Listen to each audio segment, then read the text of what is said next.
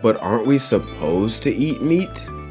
Hello, welcome back, and this is question number 7 that you will probably get somewhere along your plant-based vegan journey.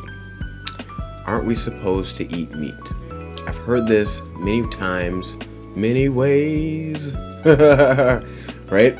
And it took me a second before I was able to formulate a good response or a good rebuttal to this question. So I'll tell you my rebuttal, and then maybe that can help you create your own rebuttal, because there's so many different ways to approach this, and depending on who's asking and who you are and how you choose to respond, there's so many ways to answer. So, full self-disclosure, I am religious and I am spiritual. I'm Christian. That's my religion. I'm not sure if you're religious or spiritual at all, or if you are, I'm not sure what your origin story is. But for me, my origin story is in the Garden of Eden. Wait, did I say the butcher shop of Eden? Did I say the delicatessen of Eden? No, it starts off in the Garden of Eden. And so, according to my origin story, humans start off eating plants.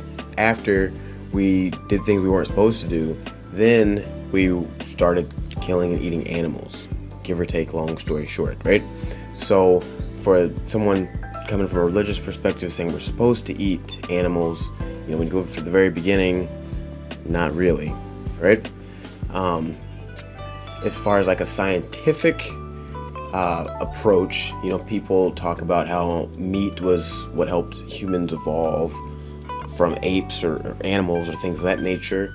A lot of that has been debunked just for the fact that it's been well documented that complex starchy carbs are what was used to help to evolve the human brain, or to take the brain from wherever it was and to move it into that prefrontal cortex, which allows us to have the forethought to plan and have executive function, and to make long-term decisions and no consequences, and to have judgment and values and morality and things like that.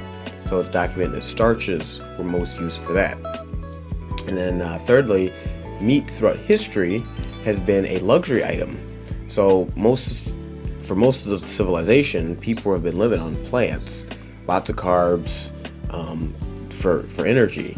It wasn't until agriculture and cows were able to be farmed and that people started eating meat. Well, that's been a luxury because the people who had the meat usually also had the most money and the most access to things. And so in our country, everyone has access to meat. In my country, I'm in the United States of America, everyone has access to meat. And so meat seems like it's like a duh.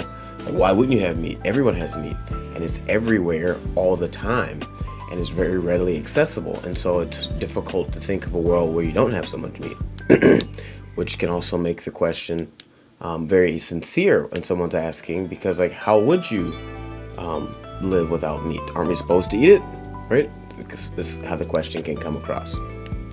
So are we supposed to eat meat? Do we have to have meat?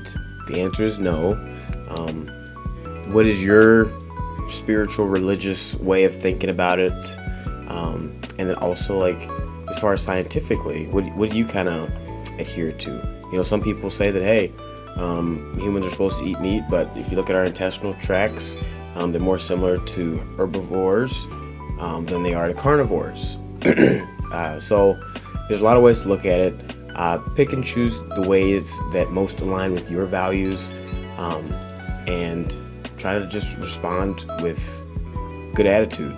Don't get too snippy, because some people might genuinely not know or be genuinely interested in your opinion and genuinely care. All right. I hope you have a wonderful day. I hope you have a wonderful week. I hope you eat something zesty. Eat something zesty, hopefully. All right. As always, until next time, keep grazing.